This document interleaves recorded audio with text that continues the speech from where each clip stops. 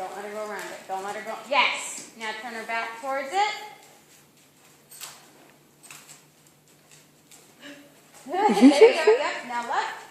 And kick, kick, kick, kick, kick, kick, kick, kick, kick. Good. Grab me. Good girl. Got it done. Nice. That's how you ride a run out. So you never let them come out of the jump. You make them at least stop in front of it, and then you can do a little turn and kick them over it. Okay.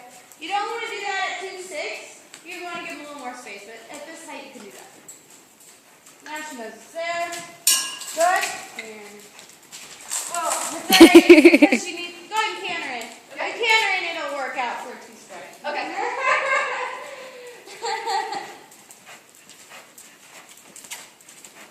Good with the step.